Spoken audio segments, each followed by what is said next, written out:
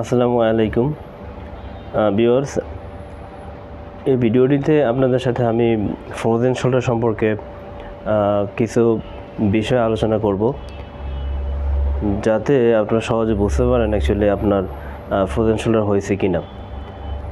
এই ভিডিওটি করার অর্থ বা এই ভিডিওটি আমি এই জন্যই করতেছি, অনেক পেশেন্টই আমাদের কাছে, বিশেষ করে আমার কাছে চিকিৎসা নিতে এসেছে এবং অলরেডি অনেক পেশেন্ট আমার নিকট থেকে ফ্রোজেন শোল্ডারের যে সমস্যা থাকে সেটা বিভিন্ন স্টেজ অনুযায়ী সেটার সমাধানও নিয়ে গেছেন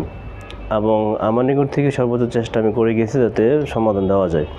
তো এখন বিষয় হচ্ছে যে আপনারা কি করে বুঝবেন অ্যাকচুয়ালি যে আপনার এই কাঁধের মধ্যে এই ফ্রোজেন শোল্ডার হয়েছে কিনা।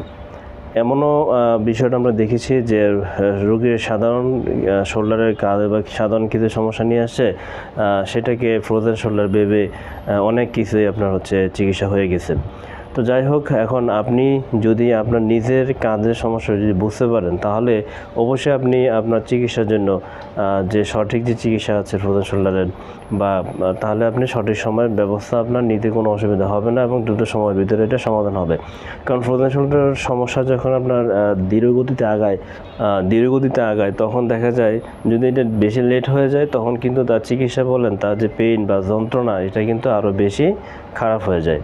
এখন বড় বিষয় হচ্ছে যে ফ্রোজেন শোল্ডার যখন হয় বা আপনার শোল্ডার যখন কোনো কারণে শক্ত হয়ে যায়, তখন সবচেয়ে বড় সমস্যা হয় কোথায়? সবচেয়ে বড় সমস্যা হবে আপনার যে সমস্ত কাজগুলো, অর্থাৎ আপনার যে স্বাভাবিক কর্মক্ষম লাইফ, আপনি যে হাত দিয়ে কাজ করতেছেন, সেই কাজগুলো কিন্তু সবার আগে ব্যাহত হবে। অর্থাৎ যেমন ধরেন আপনার নর্মালি যে কাজগুলো হাত দিয়ে করেন, যারা কম্পিউটার ইঞ্জিনিয়ার, যারা আপনার অফিস ডেস্কে কাজ করেন বা হাত আপনার করতে হয়, কম্পিউটার টাইপ করেন, কিংবা যারা ফ্রিল্যান্সিংয়ে কাজ করেন, তাদের কিন্তু এই শোল্ডারে যখন সমস্যা থাকে, তখন আপনি কিন্তু যখন হাত দিয়ে কাজ করতে যাবেন বা কম্পিউটারে কিবোর্ড চাপবেন বা মাউস ইউজ করবেন, তখন দেখবেন আপনার হাত কিছুক্ষণের ভিতরে লেগে আসতেছে। আবার ধরেন যারা কলম দিয়ে লেখালেখি করেন, সেমভাবেই কিন্তু এটা আপনার এই শোল্ডারটা এফেক্ট হবে। শোল্ডারের মধ্যে যখন আপনার শক্ত বা ফ্রোজেন শোল্ডার সমস্যাটা থাকবে, তখন কিন্তু আপনার হাত দিয়ে লিখতে গেলে আপনার হাত কিন্তু ধরে যাবে এবং দেখা যাবে কিছুক্ষণ পরে আপনি আর লেখালেখি করতে পারবেন না এবং অনেক যন্ত্রণাকর কষ্ট হয়। ঠিক তেমনি আমাদের স্বাভাবিক জীবনযাত্রার পথে যে আমাদের যে ঘরের অফিসের যে আরও যে কাজগুলো থাকে, নিজের কিছু কাজ থাকে, নিজের বিশেষ করে আপনার মাথার চুল আঁচড়ানো থেকে শুরু করে আপনার টুকিটাকি যে কাজগুলো আমরা করে থাকি হাত দিয়ে, কোনো কাজই কিন্তু আপনি শান্তি এইভাবে আপনি করতে সক্ষম হবেন না। তো এই ক্ষেত্রে চলুন ভিউয়ার্স আমরা দেখে নিই, বিশেষ করে মহিলাদের ক্ষেত্রে এটা আরও বেশি বলবো, কারণ মহিলাদেরকে ঘরের ভিতরে অনেক কাজ করতে হয়, ঠিক আছে? তো যখন ঘরের ভিতরে অনেক কাজ করে কোনো মহিলা, যখন ফ্রোজেন শোল্ডার হয় বা শোল্ডারের যখন কোনো সমস্যা হয়, তখন কিন্তু ঘরের ভিতরে যে স্বাভাবিক কাজকর্মগুলো থাকে হাত দিয়ে যা করতে, তাদের ম্যাক্সিমাম কাজগুলো কিন্তু হাত দিয়ে করতে হয়। তখন কি হয়, এই ব্যথার জন্য কোনোভাবে কোনো কাজ ঠিক মতো ভালোভাবে কাজ সেরে উঠতে পারেন না এবং করতে পারেন না। এই জন্য বেশি সাফারার হন কিন্তু ওনারাই। এখন চলুন ভিউয়ার্স আমরা দেখে নেই যে কি ধরনের সিমটমগুলো থাকলে আপনি সহজেই বুঝতে পারবেন অ্যাকচুয়ালি এটা ফ্রোজেন শোল্ডার। আবার এই ভিডিওটি থেকে আপনারা এটাও বুঝতে পারবেন যে আপনার ফ্রোজেন শোল্ডার হয়নি, সেটাও আশা করি বোঝা যাবে। সাধারণত এই ফ্রোজেন শোল্ডার কেন হয়, কী কারণ থাকতে পারে, তার মেকানিজম কি, এটা নিয়ে আমি আরেকটা ভিডিও দিব। সেই ভিডিওটিতে আশা করি আপনারা বুঝতে পারবেন যে অ্যাকচুয়ালি কারণ কী। এখানে যে বিষয়টা আসে সেটা হচ্ছে, প্রথমত ফ্রোজেন শোল্ডারে আক্রান্ত রোগীদের যখন শোল্ডারে দেখবেন যে আপনার হাতটা স্বাভাবিক, এখানে ফ্রোজেন শোল্ডারের কতগুলো স্টেজ রয়েছে, stage number 1, stage 2 and stage 3। প্রথম দিকে যখন প্রাথমিক পর্যায়ে ফ্রোজেন শোল্ডারের বা শোল্ডার পেনের রোগী আসে, তখন তার হাতটা কিন্তু স্বাভাবিক উঠবে। আপনি যদি চিন্তা করেন যে স্টেজ 1, সেক্ষেত্রে হাতটা স্বাভাবিক উঠবে, কিন্তু তার শোল্ডারে কিন্তু প্রচণ্ড পেন হবে। আমরা এখানে কিছু ফাংশনাল অ্যাসেসমেন্ট করে থাকি, ফিজিক্যাল অ্যাসেসমেন্ট করে থাকি, যখন দেখি যে তার ক্যাপসুলটা অ্যাকচুয়ালি শোল্ডারের ভিতরে একটা আমাদের যে হিউমেরাস থাকে, হিউমেরাসের উপরে একটা কভার থাকে, সেই কভারের মধ্যে যখন ইনভলভমেন্ট থাকে, তখন কিন্তু আমরা একটা ফাংশনাল অ্যাসেসমেন্ট করি। সেই ফাংশনাল অ্যাসেসমেন্টটা করার সাথে সাথে আমরা বুঝতে পারি অ্যাকচুয়ালি তার ক্যাপসুলটা ইনভলভমেন্ট হচ্ছে, অর্থাৎ তখন আমরা এটাকে ভেবে নিই ক্যাপসুলাইটিস, অর্থাৎ সেই স্টেজগুলোতে যখন আমাদের হবে তখন মানে প্রাথমিক পর্যায়ে হাতটা উপরের দিকে উঠবে এবং তার ফাংশনে তেমন কোনো বাধা হবে না, শোল্ডারের মধ্যে পেন থাকবে, তখন আপনার হচ্ছে তার স্বাভাবিক কাজকর্ম করতে পারে, কিন্তু তার দেখা যায় রাতের বেলা কিছুটা হালকা পেন হচ্ছে, কাজ করতে গেছে সেক্ষেত্রে পেন হতে পারে। দ্বিতীয়ত হচ্ছে এই স্টেজটা খুব দ্রুত সময়ের ভিতরে আপনার দেখা যায় চিকিৎসা নিলে ভালো হয়ে যায়, কিন্তু দ্বিতীয় স্টেজটা হচ্ছে আপনার দেখবেন যে ফ্রোজেন শোল্ডার যখন মানে আপনার কাজ যখন দেখবেন হাতটা আপনি ওঠাতে যাচ্ছেন, একটা হচ্ছে যে আপনি নিজে ওঠাতে চাচ্ছেন আপনি পারতেছেন না, ঠিক আছে, এক হচ্ছে আপনার মানে ফ্রোজেন শোল্ডার বা শোল্ডার এই ধরনের সমস্যা রোগী যখন আমাদের কাছে আসে তখন সাধারণত আমরা রোগীর কিছু মুভমেন্ট আমরা প্রথমত দেখি, সেটি হচ্ছে যে শোল্ডারটা কতটুকু উঠতেছে, যে দেখা যায় কিছু রোগী আপনার এতটুকু দেখায় সামনের দিকে, কিছু রোগী আবার এতটুকু দেখায় বা এতটুকু পর্যন্ত নিতে পারে, তার বেশি সে নিতেই পারে না। আবার কিছু রোগী আছে আপনার হাতটা যখন পিছনের দিকে নিতে বলি, যে হাতটা পিছনের দিকে নেন বা আপনার পিঠে চুলকান, সেক্ষেত্রে আপনার নিতে পারে না। তার আগে আমরা ভালো যে হাতটা আছে সেটা দিয়ে আমরা চেক করে নিই, যে বলি যে আমরা হাতটা দিয়ে আপনার পিঠটা একটু চুলকায় দেখান, তখন পিঠটা ঠিক মতো তার হাত দিয়ে চুলকাতে পারে না, মানে ভালোটা দিয়ে পারে, কিন্তু যখন ভালোটা চেক করার পর আমরা যে হাতের সমস্যা সেটা দিয়ে বলার সাথে সাথে হাতটা যখন নিচে নিয়ে যাবে রোগী তখন এই শোল্ডারটার মধ্যে কাঁধের মধ্যে এফেক্টেড কাঁধের মধ্যে প্রচণ্ড পেইন ফিল করবে, প্রচণ্ড ব্যথা ফিল করবে, হাতটা নিতেই পারবেন। যদি সেটা আপনার একটু সিরিয়াস পর্যায়ে হয় বা একটু যখন মানে সেকেন্ড স্টেজে যখন আসে তখন কিন্তু হাতটা নিতেই পারে না, নিতে গেলে দেখা যায় প্রচণ্ড ব্যথা অনুভব করতেছে। এখন এখানে একটা বড় বিষয় হচ্ছে রোগী যখন দেখবেন রোগীর যখন হাতটা ওঠাতে গেলে আমরা বলি অ্যাক্টিভলি যখন সে পারে না, ঠিক আছে, কোনোভাবেই পারতেছে না, দ্যাট মিনস এটা এই পর্যায়ে কিন্তু আমরা এটাকে ফ্রোজেন বলবো না। এখানে আরেকটা বিষয় হচ্ছে যদি দেখা যায় কোনো আপনার ডক্টর বা কোনো ফিজিওথেরাপি চিকিৎসক বা আমাদের কাছে যখন রোগী আসে তখন দেখি আমরা যে সে রোগী নিজে নিজে এতটুকু পারতেছে কিন্তু এইভাবে পারতেছে না, তার মুভমেন্ট রেস্ট্রিক্টেড আছে, বাট যখন আমরা পিছনে এই যে শোল্ডারের যে মাসেলগুলো থাকে এইখানে যখন চাপ দিয়ে ধরে, এইখানে আমরা যখন চাপ দিয়ে ধরে বলবো যে বিশেষ করে আমরা স্ক্যাপুলা বলি, স্ক্যাপুলার মাংসপেশিতে যখন আমরা একটু সাপোর্ট দিয়ে যখন বলি যদি হাতটা উঠানোর চেষ্টা করেন, যে দেখা যাচ্ছে যে হাতটা আগের অবস্থানে স্যার এতটুকু উঠাতে মানে এর বেশি পারে নাই, কিন্তু যখন আমরা স্ক্যাপুলাতে এখানে সাপোর্ট দিব, সাপোর্ট দেওয়ার পরে যদি দেখি যে হাতটা একটু বেশি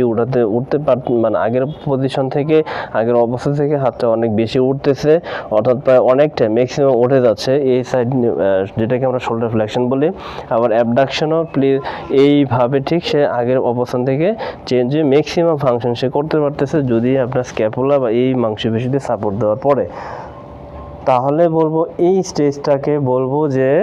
আপনার ফ্রোজেন শোল্ডার না। এটাতে অবশ্যই বুঝতে হবে যে যদি অ্যাক্টিভলি পেশেন্ট নিজে ওঠাতে পারছে না কিন্তু সাপোর্টে যদি পুরো হাত উঠে যায়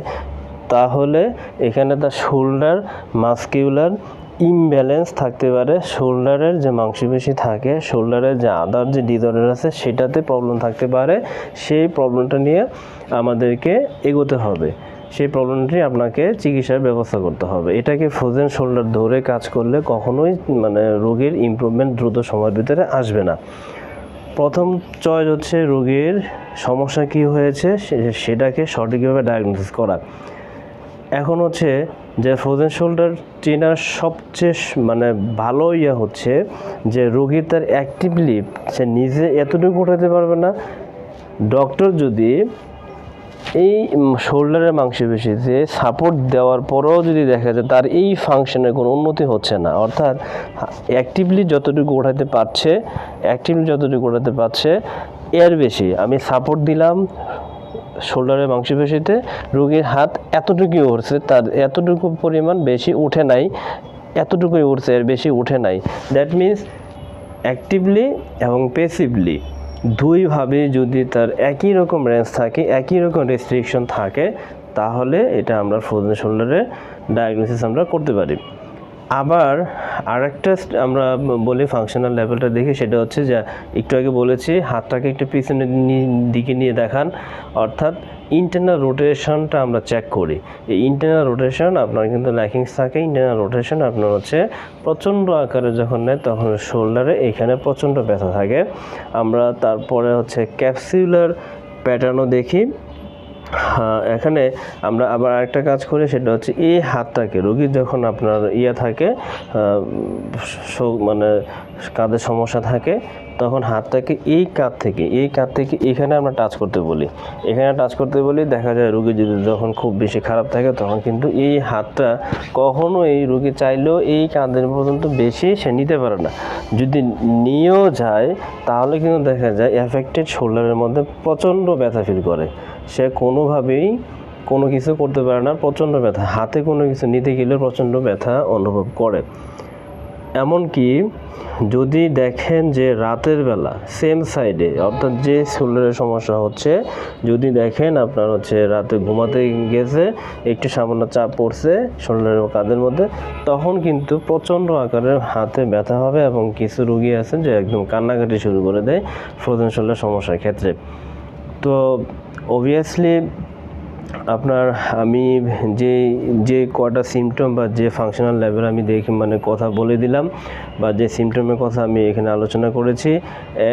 এর এই কয়েকটা সিমটমও যদি আপনার থাকে তাহলে অবশ্যই আপনার হচ্ছে বুঝে নেবেন যে আপনার এই কাঁধে যদি শক্ত হয়ে যায় সেক্ষেত্রে আপনার ফ্রোজেন শোল্ডারের সমস্যা হয়েছে। এখানে আপনার দেখা যায় আমি যদি চুলটা এইভাবে আঁচড়াইতে যাই, যাদের এই ধরনের কাঁধ শক্ত হয়ে গেছে বা ফ্রোজেন শোল্ডারের সিমটম আছে, তারা কিন্তু চাইলেও কিন্তু এভাবে চুল আঁচড়াতে পারবে না, অনেক কষ্ট হবে ঠিক মতো। আবার দেখা যাবে হাতটাকে যদি আমি এইভাবে হাতটাকে দুটো যদি এই ক্রস করলে ফিঙ্গারিং করে আমি যদি হাতটাকে পিছন দিকে নিয়ে যদি সিভিয়ার হয় বা খুব খারাপ অবস্থা হয়, তখন দেখা যাবে আমি যদি হাতটাকে এইভাবে স্ট্রেচ দেই, আমরা ক্যাপসুলার স্ট্রেচ বলি এটাকে, ক্যাপসুলার স্ট্রেচ দেই, তখন বা হাতের মুভমেন্টটা এই পজিশনে নিয়ে যাবেন, তখন দেখবেন আপনার এই এফেক্টেড লিম্বে কিন্তু এফেক্টেড শোল্ডারে কিন্তু আপনার প্রচণ্ড ব্যথা ফিল করতেছেন। অর্থাৎ সব মানে শোল্ডারের মধ্যে যদি কোনো ধরনের হাত না ওঠে, অর্থাৎ দেখা গেছে যে উঠতেছে না, হালকা উঠতেছে না, এটা কিন্তু অন্য একটা কারণেও কিন্তু এখানে আপনার হাত না উঠতে পারে, তাই বলে সেটা কিন্তু ফ্রোজেন শোল্ডার না। এখানে নার্ভের যদি আপনার কোনো ধরনের প্রবলেম থাকে সেক্ষেত্রে কিন্তু হাতটা উপরের দিকে উঠবে না। এইরকম অনেক রুগী আসছে হাতটা উপরের দিকে উঠবে না, সেক্ষেত্রে আমাদেরকে সঠিক ডায়াগনোসিসটা বের করে আনতে হবে। অর্থাৎ এখানে আরেকটা বিষয় হচ্ছে, এখানে আমাদের সুপ্রাস্পাইনাটাস একটা টেন্ডন আছে, যদি এখানে আদারও টেন্ডন আছে, যদি এই টেন্ডনের মধ্যে কোনো সিভিয়ার প্রবলেম থাকে সেক্ষেত্রেও কিন্তু হাত উপরের দিকে ওঠে না। তাই বলে যখন দেখা যাবে যে শোল্ডারের কোনো মানে আদার স্ট্রাকচার মাংসপেশি আছে, যেমন রোটেটর কাফ মাসেল আছে, তার কোনো ইমব্যালেন্স, তার কোনো রেস্ট্রিকশন, তার কোনো ডিসঅর্ডার বা অন্য কোনো কারণে অন্য কোনো ফ্যাক্টরের কারণে যদি শোল্ডার একেবারে ফিক্সড হয়ে যায়, এই ধরনের সিমটম যদি আপনার ডেভেলপ হয়, সেটা নার্ভ হোক, সেটা আপনার হচ্ছে তার মাসকুলার স্ট্রাকচার হোক, সেটা কিন্তু তার টেন্ডনগত ইস্যু হোক, তার আমরা সাবঅ্যাক্রোমিয়াল সিনড্রোমও বলতে পারি, যদি দেখা যায় যে শোল্ডার একেবারে শক্ত হয়ে গেছে, তার অ্যাক্টিভ মুভমেন্টও রেস্ট্রিক্টেড, তার প্যাসিভ মুভমেন্টও রেস্ট্রিক্টেড সেম, তাহলে আমরা অবশ্যই বলবো এটা ফ্রোজেন শোল্ডার। আর যদি দেখা যায় active movement restricted but with support, with scapular support, shoulder support, full function improvement, full function রুগী করতে পারতেছে, তাহলে এটাকে আমরা ফ্রোজেন শোল্ডার বলবো না। এটাকে আমরা শোল্ডারের আদার কোনো ডায়াগনোসিস আছে কিনা, আদার কোনো ইমপ্রুভমেন্ট আছে কিনা, সেই ডায়াগনোসিসটাকে আমাদের খুঁজে বের করে দেন আমাদেরকে চিকিৎসা দিতে হবে। ভিউয়ার্স, আমি এই ভিডিওটিতে এটা এইভাবে আমি দেখিয়ে দিয়েছি এই কারণে বা আলোচনা করেছি এই কারণেই, যাতে আপনারা সঠিক বিষয়টা বুঝতে পারেন অ্যাকচুয়ালি যে সব রোগ যদি সব কেস একই রকমই হয় তাহলে কিন্তু রোগীর রোগ সমস্যা নির্ধারণ করে চিকিৎসা করাটা রোগীর জন্য কঠিন এবং হচ্ছে একজন চিকিৎসক সর্বদাই চায় যে আপনার রোগীকে সঠিক সময়ে সঠিক চিকিৎসাটা প্রদান করা, যাতে রোগীর ভিতরে কোনো কনফিউশন না থাকে, আপনার ভিতরে কোনো সংশয় না থাকে, এবং চিকিৎসকেও যেন চিকিৎসা করে সঠিক সময়ের ভিতরে সমাধানটা দিতে পারে। আশা করি আমার এই ভিডিওটি আপনাদের জন্য হেল্পফুল হবে। আপনার এর কোনো সিমটম থাকলে অবশ্যই দ্রুত সম্ভব আপনি চিকিৎসক স্পেশালিস্ট আছে, আপনি এখানে অর্থোপেডিক স্পেশালিস্টকে দেখাতে পারেন, আপনি ফিজিওথেরাপি ডক্টরকে দেখাতে পারেন, আপনি ফিজিক্যাল মেডিসিন দেখাতে পারেন, আপনি নিউরো মেডিসিন দেখাতে পারেন, আপনি যাকে মনে চায় আপনি তাকে দেখাতে পারেন। কিন্তু এইখানে আপনার মেডিসিন চিকিৎসার পাশাপাশি আপনাকে মেডিসিন চিকিৎসা নিয়ে খালি বসে থাকলে হবে না, অবশ্যই দ্রুত সময়ের ভিতরে ফিজিওথেরাপি চিকিৎসকের সাথে আপনাদের দেখা করতে হবে, এবং সেটা সঠিক সময়ে আপনাকে ফিজিওথেরাপি চিকিৎসা, অন্য চিকিৎসার পাশাপাশি ফিজিওথেরাপি চিকিৎসাও শুরু করতে হবে। তাহলে দেখবেন আপনি আপনার নিজের চেষ্টা, আপনার নিজের যে চিকিৎসকের পরামর্শ মতো যে ধরনের এক্সারসাইজগুলো পরামর্শ দেওয়া হয় সেইভাবে যদি আপনি চেষ্টা করেন, অবশ্যই আপনার এই সমস্যাটার সমাধান সম্ভব। তবে এখানে ফ্রোজেন শোল্ডারে যেহেতু অনেকগুলো স্টেজ আছে, সেই স্টেজ অনুযায়ী চিকিৎসাটা আগাতে হয়, চিকিৎসা প্রোটোকল নির্ধারণ করতে হয়। সব চিকিৎসা সব স্টেজের কিন্তু একরকম না, অবভিয়াসলি এটা আমাদের মাথায় রাখতে হবে। এটা চিকিৎসকের সাথে আপনারা কথা বলে